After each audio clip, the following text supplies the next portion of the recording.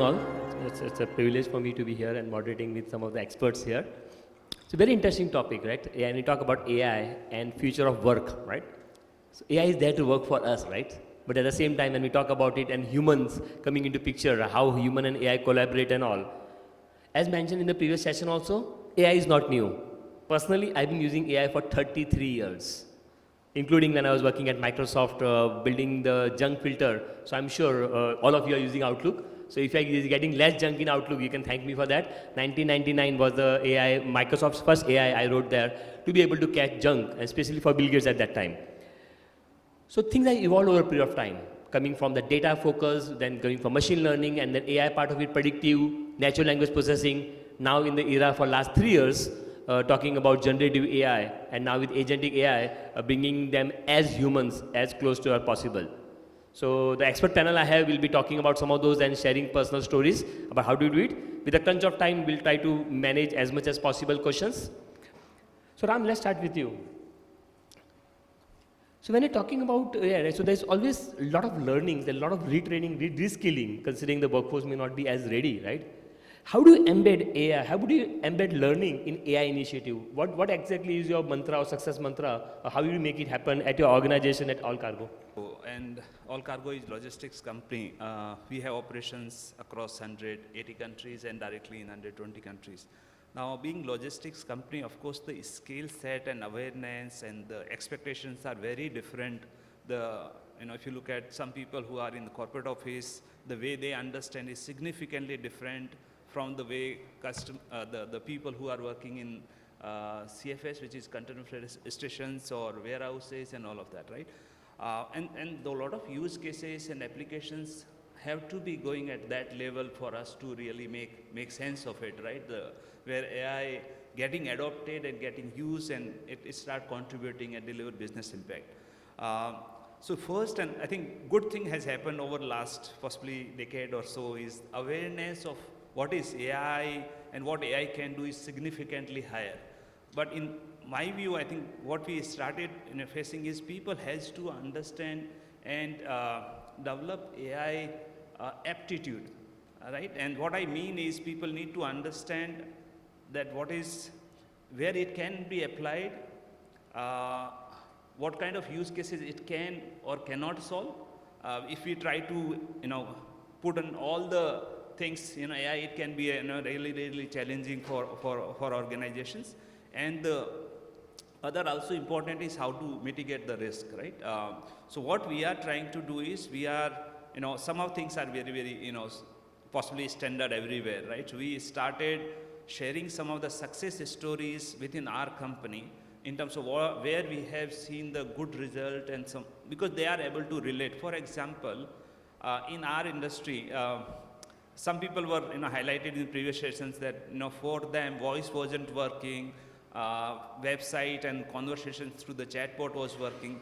For us, even one level possibly different, where most of our customers are sending us emails because we are mostly in B2B, and we get, just to give you one number, for one country or large country, every month we get 500,000 emails. Right, so it's kind of volume you can imagine. All these are business emails, right? So one of the category of emails is customers asking us for quotation, and sound like very simple, but if you think about, they will be saying, we want to ship a cargo from India, one locations to somewhere in the US at another locations, right? That they need to give you the dimensions, they need to give you the how many packages it's there, what's volume, what's weight, and what kind of content it has. And so it's quite a lot of nuances that are there, right?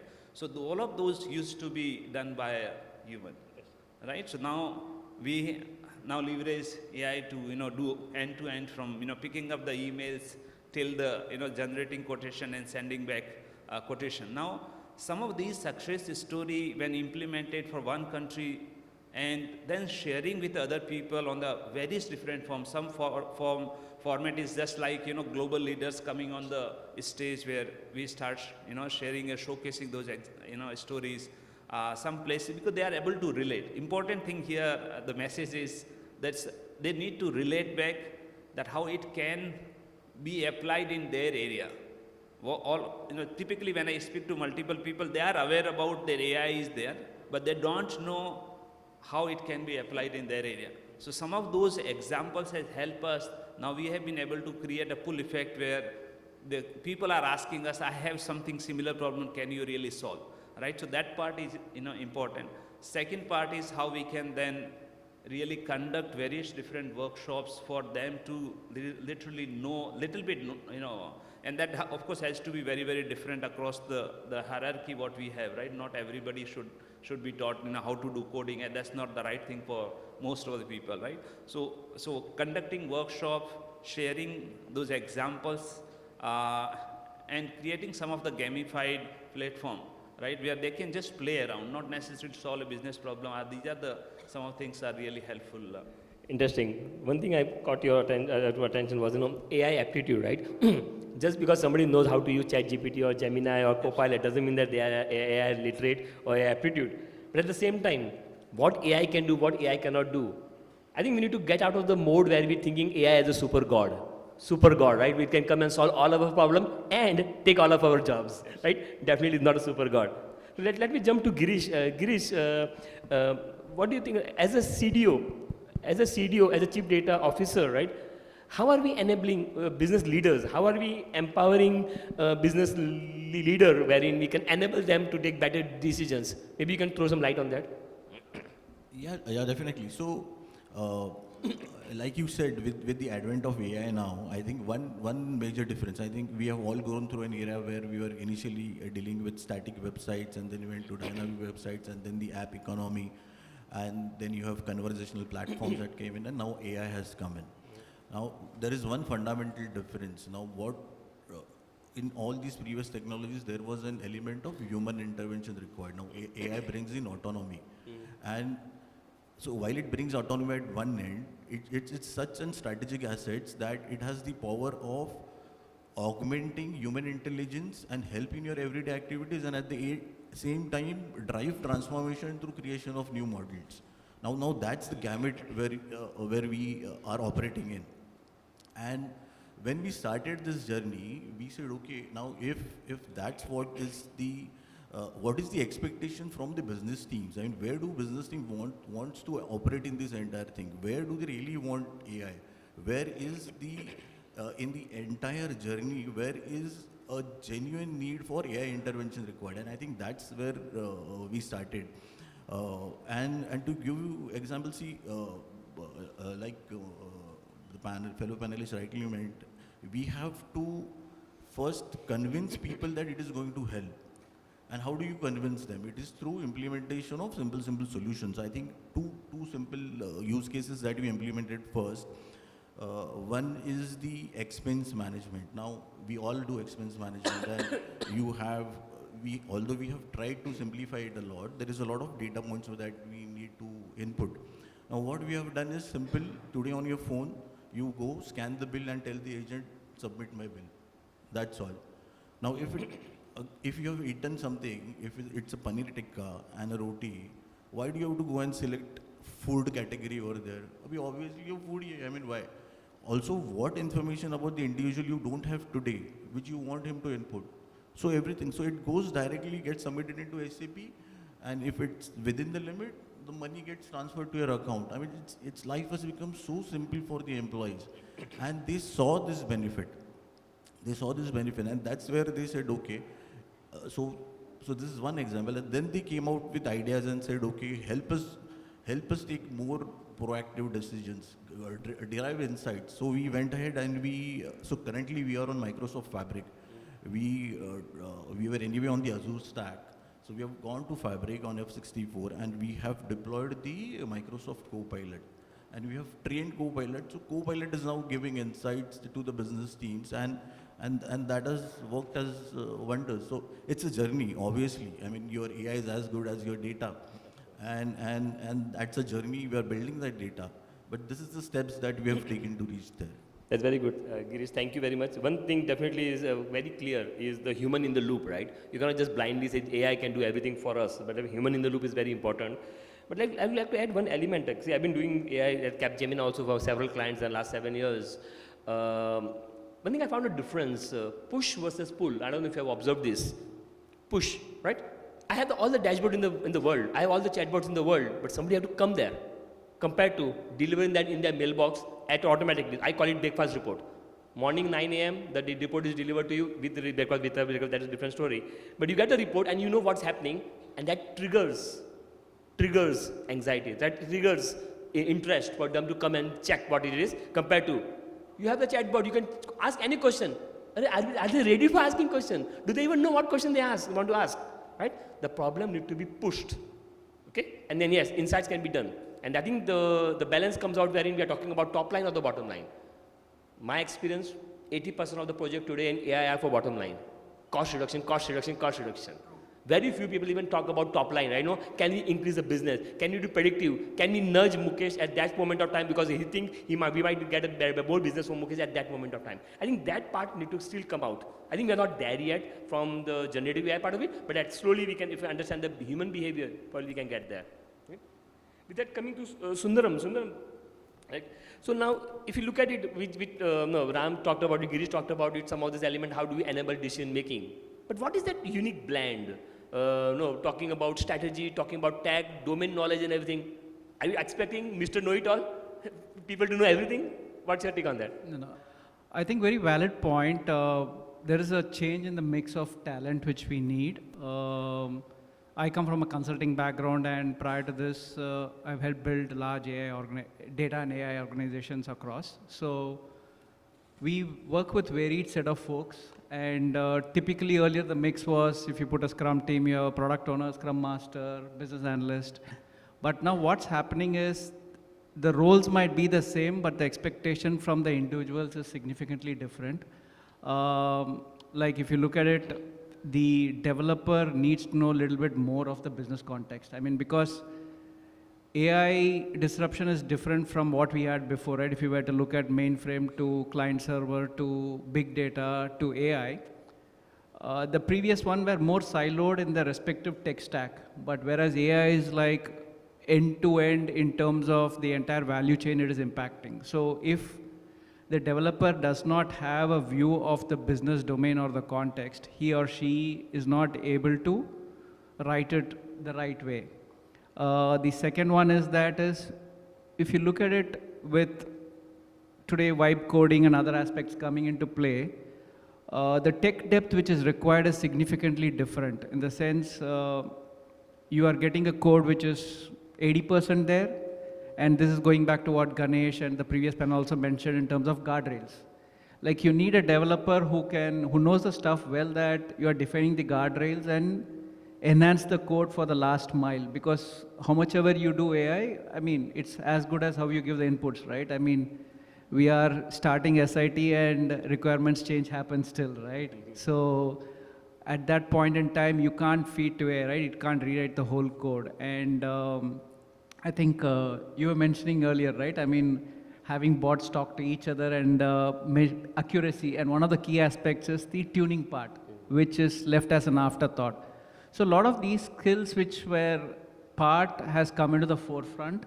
And one more aspect which is there is the domain depth, because this is very important from a guardrail standpoint, because one part is on the tech side, the other part is in terms of how do you prevent the application, whatever you're writing for, doesn't hallucinate and doesn't go rogue. So how do you bring in the interventions? Now, unless and until the person has a deep domain depth, he or she cannot write the guardrails. Because right now with AI, I can, based on business requirements, what I put, I can easily get the test plans, everything. But for this aspect, since the maker-checker concept we keep, right, we need a checker for the AI, if AI is a maker.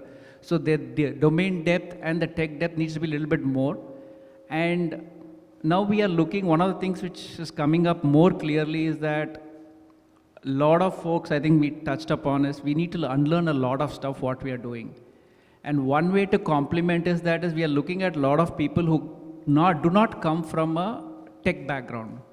Like, we have started hiring a lot of people from liberal arts because their approach to problem solving, the way you tell stories, and how do you try to resolve a solution, how to give a solution to a problem is much different from a structured mindset which most of the folks who are coming from an engineering background have. So we need to have that flavor also in play, which we are adding more and more to the team. Yeah.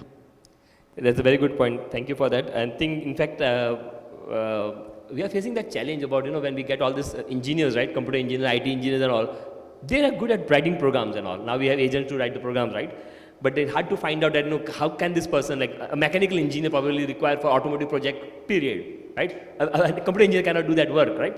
So these parts are there. At the same time, the fresher out of the college, how can they have domain knowledge? But one thing which I've observed, if you ask this question about, simple question, right? How does e-commerce, how does Zepto deliver same thing and all? Surprisingly, even now, a lot of people don't even know. I order, I click, and I get it ordered. I say, come on, if you're not walk the process, how would you even know those parts? And that's what I promote this word called how things work. There are a lot of websites on the word where they talk about how things work, and depending on the interview I'm taking, I ask this question, and you can make out whether the person is at least ready to learn. I think that part is very, very important, walking the process about, this is how we can work. Because today, day one, I cannot expect people to have domain knowledge, right? But yeah, the business analyst, is it enough? Is the engineer enough and all? But yes, when you're training the agents, you can train the agents with business knowledge. I think that part probably is a differentiator, and that's what I was referring to when I'm having the two bots talking to each other and then writing the code. It's very interesting, but it's very funny as well. Okay. Let me come to you, Samir. I know you have written a book on this, and you are also a book author, right? So Samir, you have written a book on AI and digital transformation, right? So based on your observation, how is India Inc. reacting to it? How is India Inc.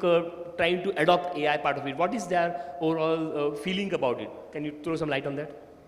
Sure, yeah. Let me first share my journey. So I come from a company called Genesys. So we create AI-powered maps. So we are a geospatial company, services company for a very long time, 25 years. And this journey is very important to bring out the point. 3 years back, I joined this company to transition ourselves to the product business. And we created AI-powered maps, and we have tremendous amount of data, very unique data set. For example, we map India in 5 centimeter accurate 3D. We have street views of entire India. So we used heavy AI to extract the attributions from this imagery and the data points that we have. So 3 years back, we started the journey. I chose a certain area to focus our maps on, and probably I may not want to share right now which area is that, but the competition has been there for decades together. What AI enabled us to do is to dream big.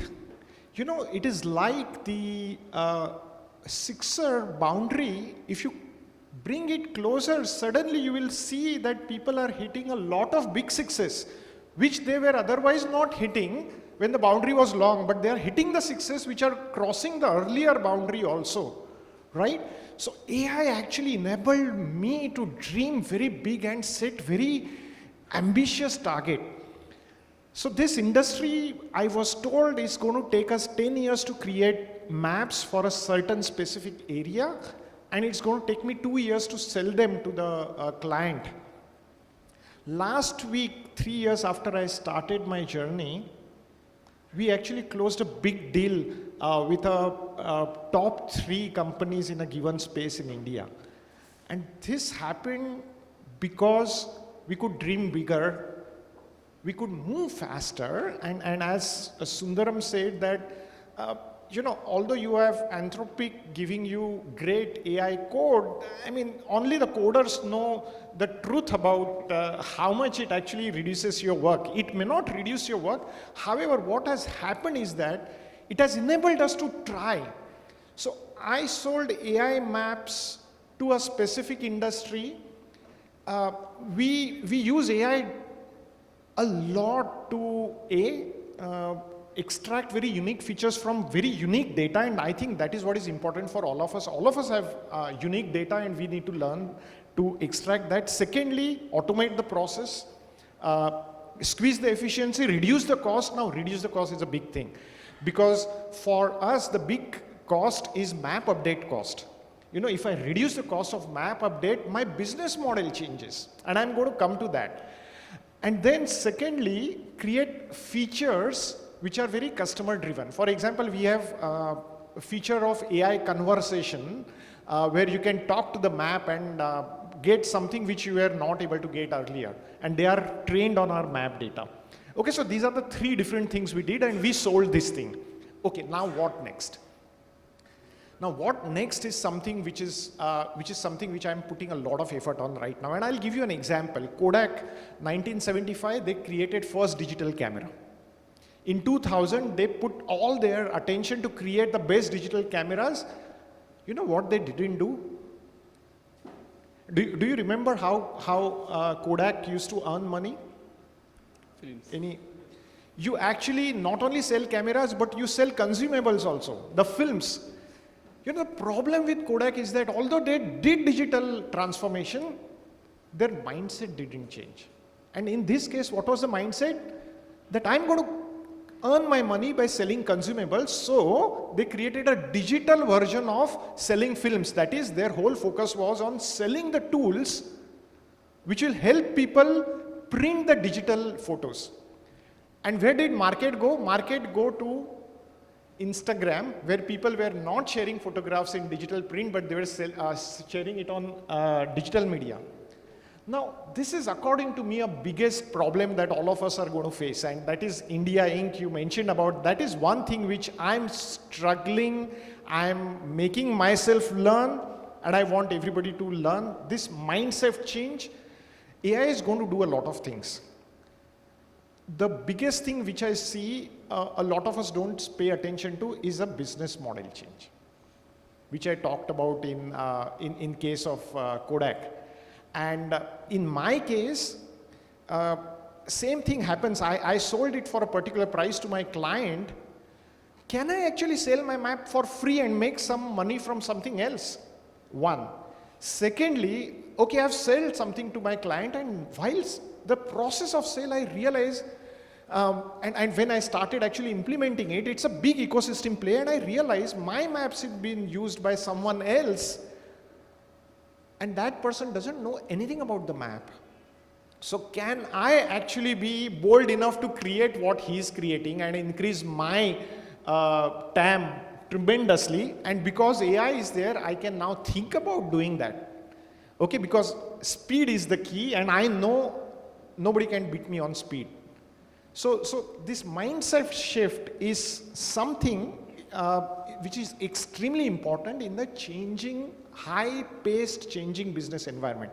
So what I did actually is that I have actually stopped a lot of efficiency gain measures, because I know that I could be the next BlackBerry, where I will create a great phone, but there will come an iPhone who will just change the game and take away the entire. It's like what happened to GE. GE was Six Sigma, right?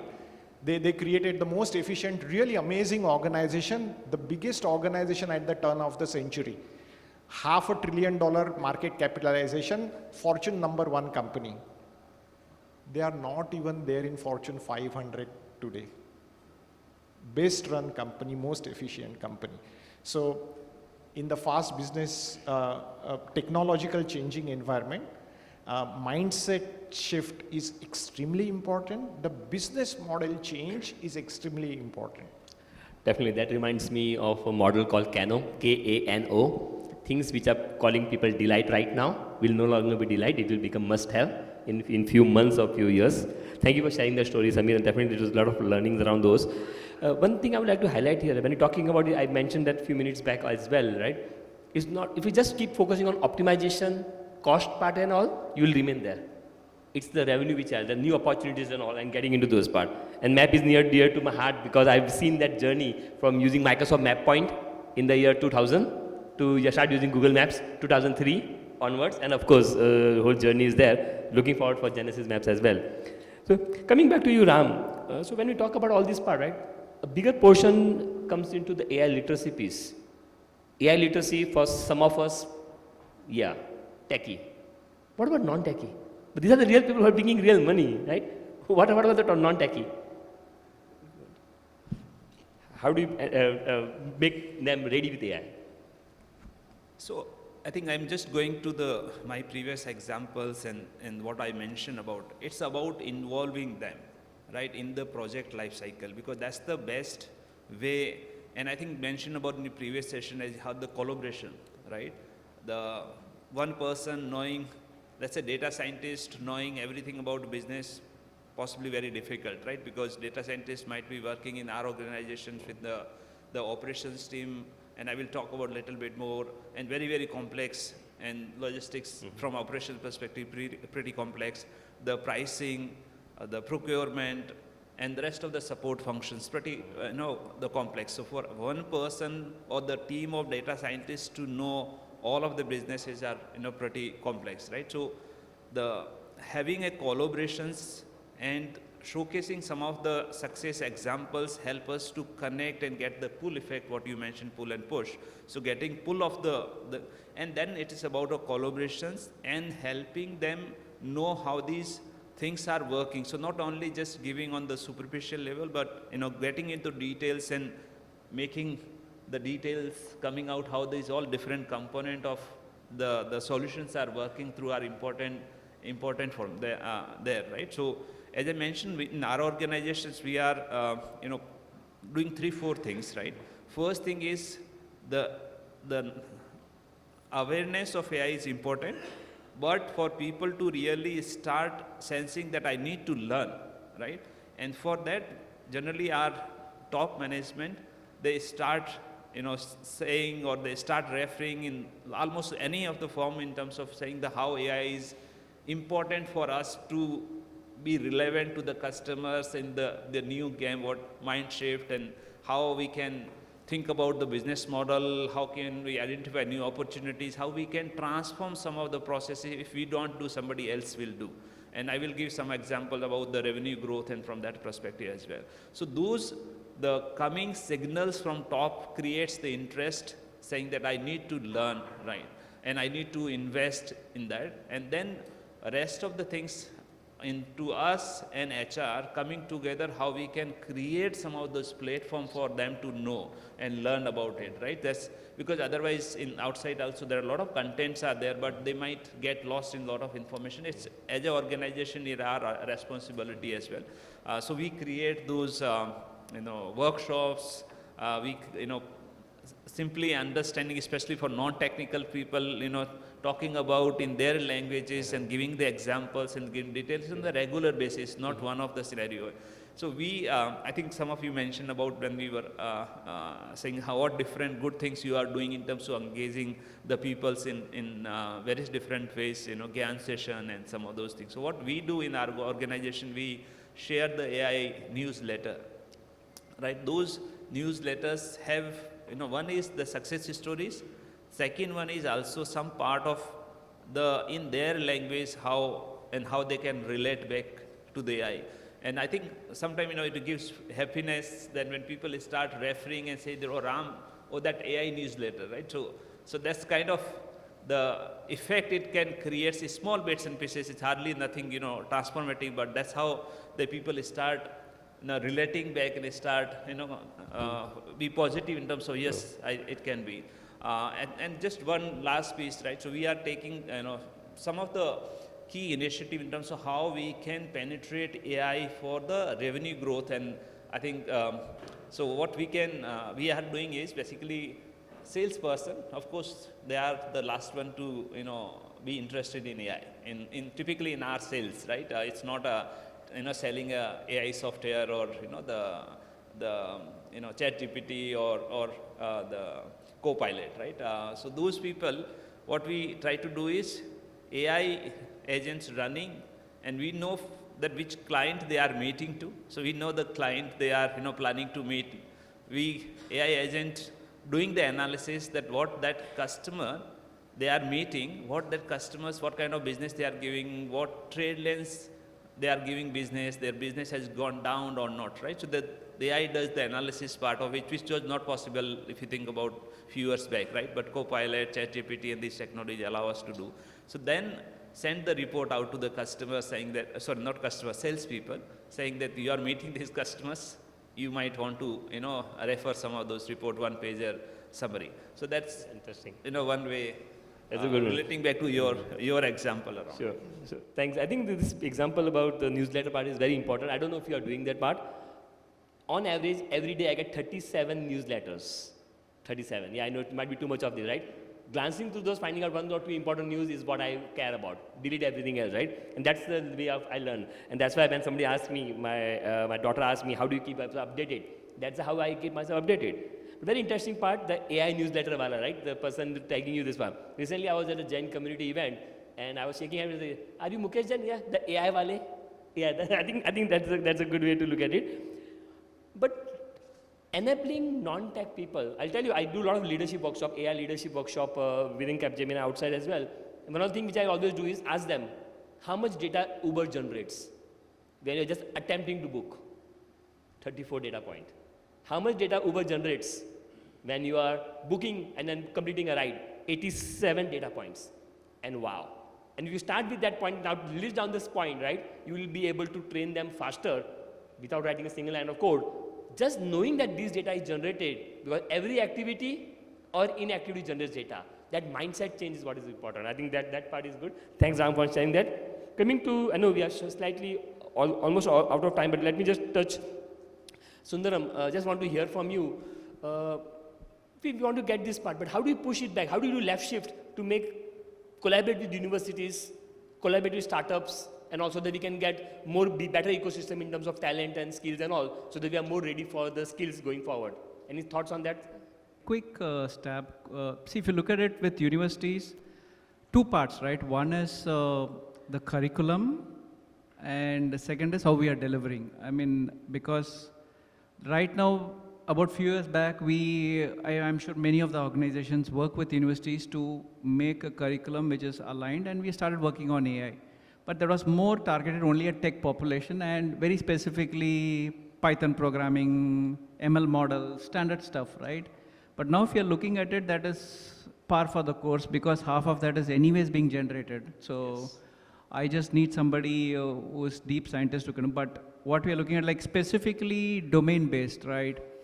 Like if somebody is doing a finance course, AI, responsible AI, ML models for fraud detection, or like AI for supply chain. So more context-based, domain-based, either a function or a business line, it aligns very well. And second is not just typically, to a large extent, we are only targeting the tech audience, right? People are doing engineering, but now if you look at it, how do you get it into mainstream, like within, if somebody is doing a MBA or even liberal arts, in terms of whatever they do, how do you bring in AI as a way?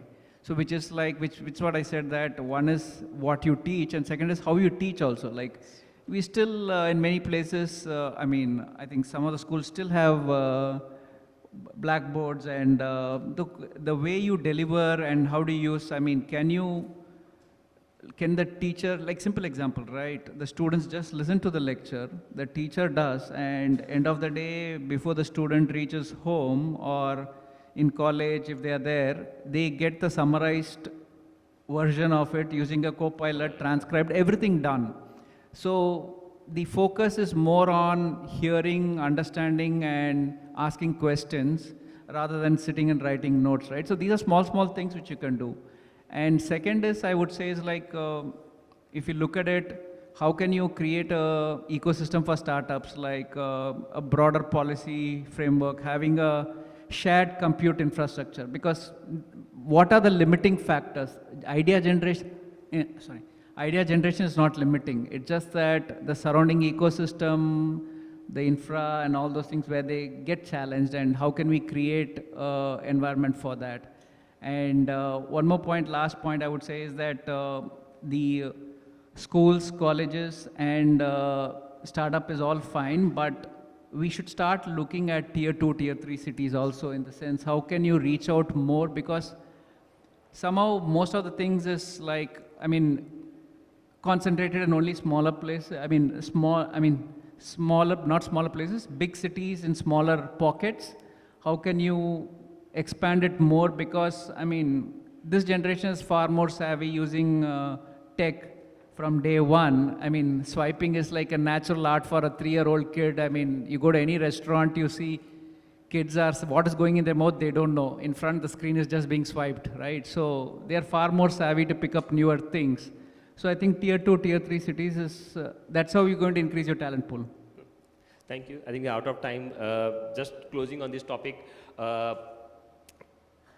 See, a lot of these colleges and all, right, they definitely, if each one of us can even contribute to one college, I think that will make a big deal out of it, especially product management. Product management with AI. I think that's the least good skill in India, I would say, the least skill in India. Maybe that is something which we all can do. As you know, I've been involved with some of the university and I agree, tier 2 and tier 3 is where they really require us.